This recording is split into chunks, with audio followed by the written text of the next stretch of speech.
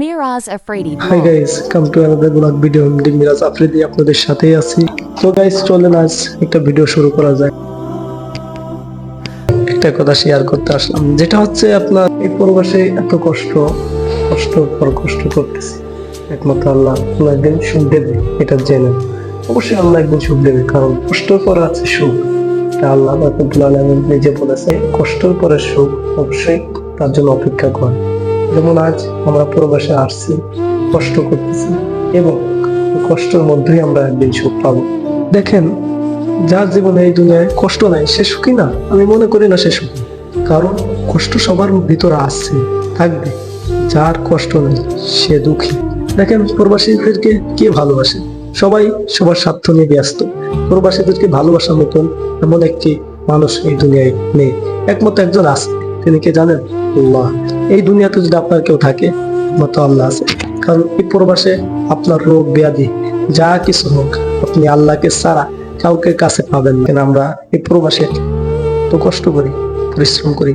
এই যে রোদ গরম, এই প্রবাসে আরব কান্ট্রিতে এমনিতে গরম বেশি। দেখেন, এই দুনিয়াতে আমরা আসছি 2 দিনের জন্য। আসলে মানুষের সাথে সিটারি বাটপাই করে কি হবে? আমাদের কোনো লাভ নেই।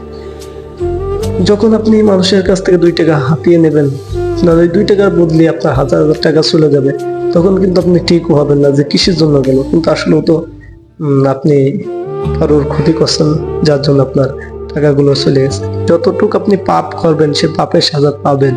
এর জন্য আমরা প্রবাসে যারা আছে, দেখেন, প্রবাসীর টাকা কোনো বিফলে যায়।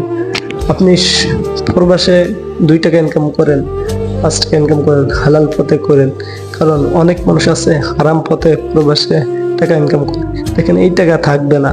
আর আপনি যতদিনই হারাম পথে ইনকাম করবেন, ততদিনই আপনার টাকাগুলো বেপথে চলে যাবে। এত কষ্ট করে মা বাবা আত্মীয় স্বজন সব ছেড়ে প্রবাসে আছেন, তো আপনি সুন্দরভাবে জীবনযাপন করেন।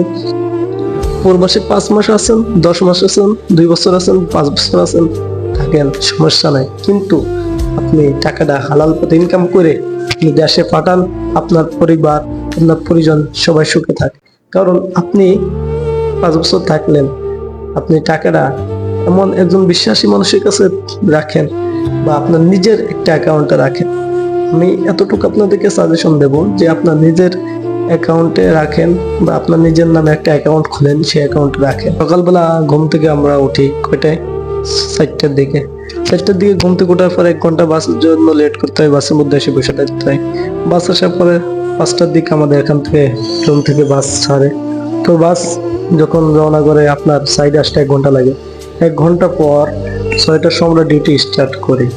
6টার থেকে 5টার সময় আমাদের ছুটি হয়। 5টার থেকে 6টা বাজে আবার রুমে যাওয়ার জন্য রেডি। আমরা আবার রুমে যাই। তো যাওয়ার সময় 2 ঘন্টা 3 ঘন্টা লাগে, কারণ কোনো সময় জ্যাম থাকে, কোনো সময় থাকে না। যখন থাকে না তখন 1 ঘন্টা লাগে, আর যখন থাকে তখন 2 ঘন্টা 3 ঘন্টা লাগে। সবচেয়ে বড় কষ্ট কি জানেন? এই প্রবাসে সবচেয়ে বড় কষ্ট হচ্ছে আপনার যে রান্না করাটা আসলে মানুষের জন্য ইম্পসিবল। এটা একটা বড় ধরনের একটা সমস্যা, কারণ সবাই রান্না করতে পারে না। কারণ এই যে রান্না করে পরে নিজে 2টা ভাত খাওয়া, এই যে একটা কি কষ্ট আসলে। এটা যদি আপনার এটা যে জীবনে করেও না, তারও নিজে হাতে রান্না করে প্রবাসে আসে খাইতে হয়। এটা 100-এ 100।